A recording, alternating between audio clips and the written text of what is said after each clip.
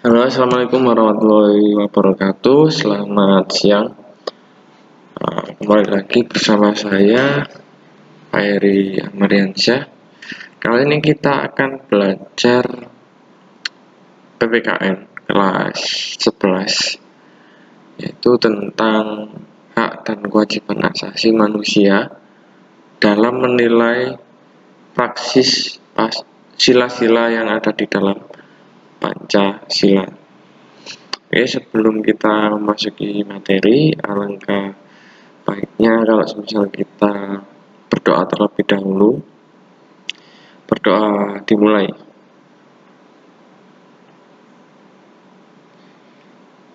Oke, berdoa selesai. Jadi ini materi melanjutkan materi-materi yang tertunda karena memang banyak liburnya di hari Senin ya.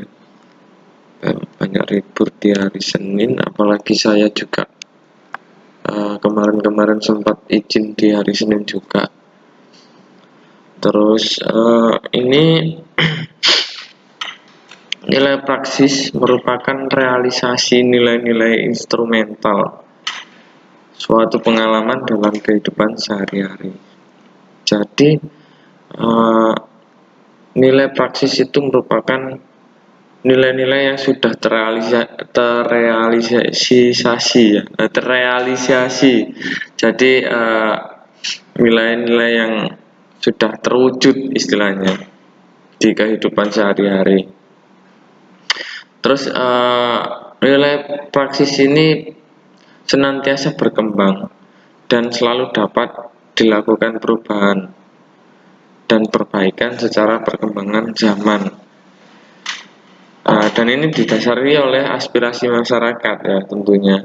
Hal tersebut dikarenakan ada Pancasila sebagai ideologi yang terbuka. Kayak gitu. Terus selanjutnya kita lihat di bawah. Nah, di situ menunjukkan adanya tempat kegiatan beragama atau kegiatan beribadah. Ada yang di gereja, ada yang di masjid, ada yang di kuil, ada yang di kelenteng kayak gitu ya.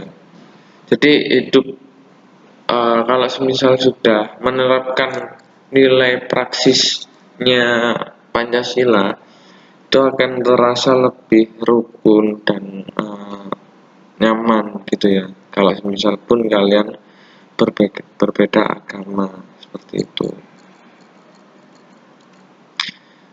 Terus di sini ada dijelaskan bahwa hak asasi manusia dalam nilai praksis Pancasila dapat terwujud apabila nilai-nilai dasar dan nilai instrumental Pancasila itu sendiri dapat dilaksanakan dalam kehidupan sehari-hari.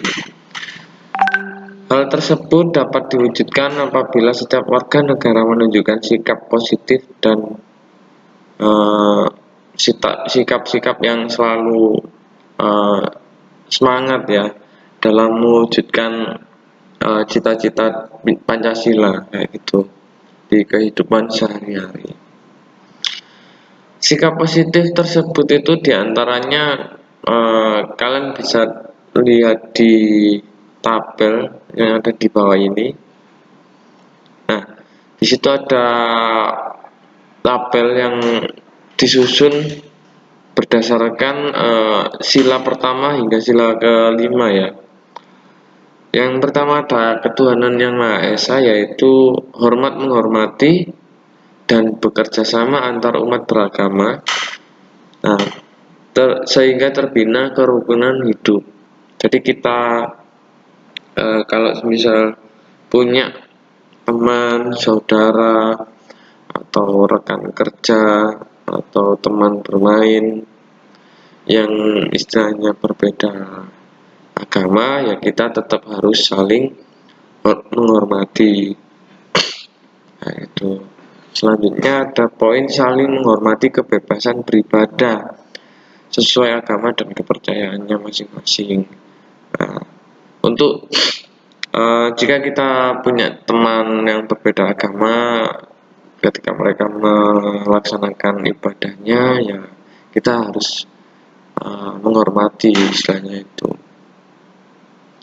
Terus selanjutnya ada tidak memaksakan suatu agama dan kepercayaan kepada orang lain. Salah satu contohnya ya kayak semisal kalian punya teman di dalam kelas ada yang uh, umum, maksudnya di kelas itu mayoritas beragama A, terus ada satu orang atau dua orang yang beragama B, kalian maksa mereka atau kalian bully mereka untuk masuk ke agama A, yaitu sesuatu yang tidak boleh ya. Selanjutnya kemanusiaan yang adil dan beradab. Jadi mengakui persamaan derajat, hak dan kewajiban antar sesama manusia, saling mencintai sesama manusia, tenggang rasa.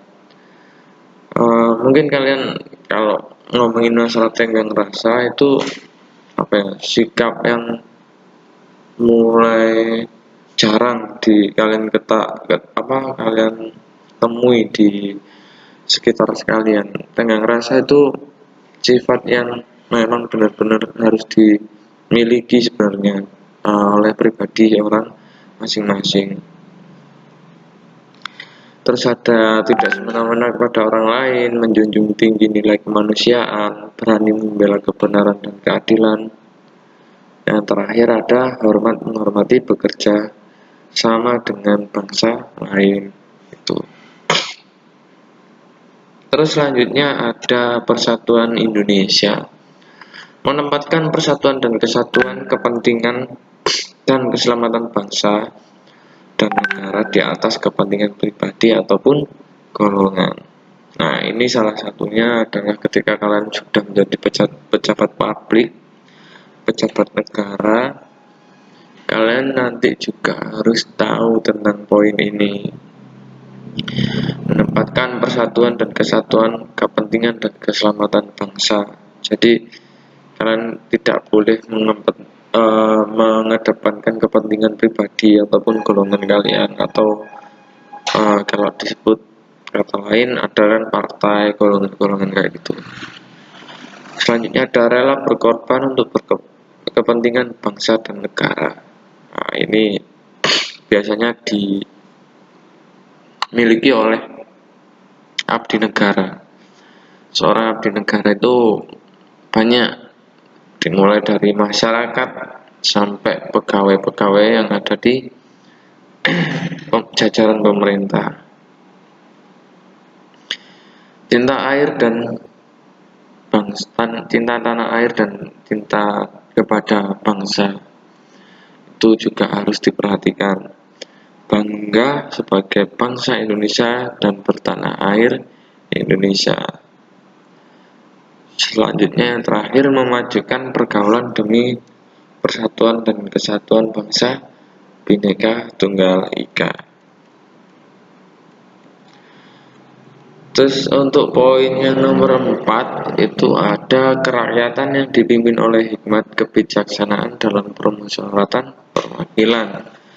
Tentunya poin ini menjunjung tinggi istilah musyawarah ya, atau apapun permasalahannya harus melalui diskusi, harus melalui pertemuan yang dibicarakan oleh pihak dan pihak-pihak yang berkepentingan, istilahnya untuk menemukan solusi yang sama-sama tidak merugikan, kayak gitu.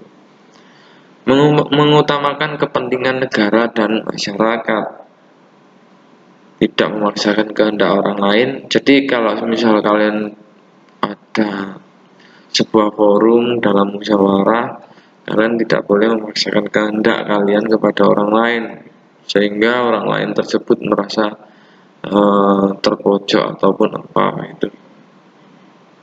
Mengutamakan musyawarah dalam mengambil keputusan untuk kepentingan bersama.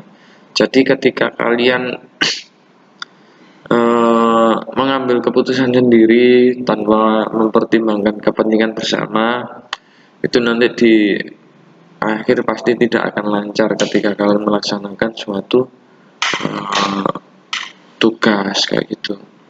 Menerima dan melaksanakan setiap keputusan musyawarah. Nah, di sini adalah letak tanggung jawab yang harus kalian emban ketika menerima dan melaksanakan keputusan masyarakat dalam musyawarah. Terus mempertanggungjawabkan setiap keputusan musyawarah secara moral kepada Tuhan Yang Maha Esa. Jadi tanggung jawab moral kalian di situ harus ada, meskipun masyarakat sosial di sekitar kalian tidak mengawasi, tapi Tuhan Yang Maha Esa pasti mengerti apa yang sedang kalian kerjakan. Untuk poin sila terakhir, sila kelima, keadilan sosial bagi seluruh rakyat Indonesia. Nah, di sini adalah menjaga keseimbangan antara hak dan kewajiban. Ketika kalian sudah memenuhi kewajiban kalian, tentunya otomatis akan dibarengi dengan hak kalian yang seiring kalian terima, kayak gitu. Menghormati hak-hak orang lain. Jadi kalian tidak boleh istilahnya mengingkari bahwasanya orang lain pun punya hak untuk dihormati, seperti itu. Jadi nggak cuma kita aja yang harus dihormati, tapi orang lain juga harus dihormati. Suka memberi pertolongan kepada orang lain. Nah, di sini itu juga termasuk sifat tenggang rasa ya, dimana kita harus mempunyai simpati, empati dalam melakukan kegiatan sosial yang ada di masyarakat, menjauhi sifat boros dan gaya hidup mewah, rela bekerja keras, yang terakhir menghargai hasil karya orang lain. Nah, di sini ada tugas kelompok. Jangan dikerjakan sebagai tugas kelompok. Ini karena cuma sedikit, kerjakan sendiri. Saya anggap nilai ini nanti nilainya saya anggap nilai ulangan harian. Karena kita juga harus ngebut masalah nilai, masalah materi dan yang lain-lain. Di sini perintahnya adalah identifikasikan contoh-contoh perilaku yang menunjukkan penghormatan terhadap hak asasi manusia yang dapat ditampilkan dalam berbagai lingkungan kehidupan. Tuliskan hasil identifikasi kalian dalam tabel di bawah ini, bandingkan dengan hasil identifikasi kalian dengan kelompok lain. Ini nggak usah ya, yang terakhir nggak usah dibandingkan, nggak apa-apa. Cukup kalian nyari contoh-contoh perilaku yang menunjukkan penghormatan terhadap hak asasi manusia. Kalau di keluarga itu contoh perilakunya kayak apa, penghormatannya, contoh hormat kepada orang tua itu istilahnya kalian ketika disuruh orang tua berbelanja, kalian harus taat dan patuh kepada kedua orang tua kalian, kayak gitu. Banyak sih di sekolah juga menunjukkan penghormatan kalian terhadap hak asasi manusia itu seperti apa, itu ada. Yang ketiga ada di masyarakat itu seperti apa. Terakhir ketika kalian berbangsa dan bernegara itu akan seperti apa ketika kalian menunjukkan sebuah penghormatan hak asasi kalian kepada orang lain. Oke, itu dulu yang harusnya saya sampaikan, kurang lebihnya saya mohon maaf. Jadi nanti untuk tugasnya seperti biasanya kalian bisa kirim di WhatsApp saya. Kurang lebihnya saya mohon maaf. Assalamualaikum warahmatullahi wabarakatuh.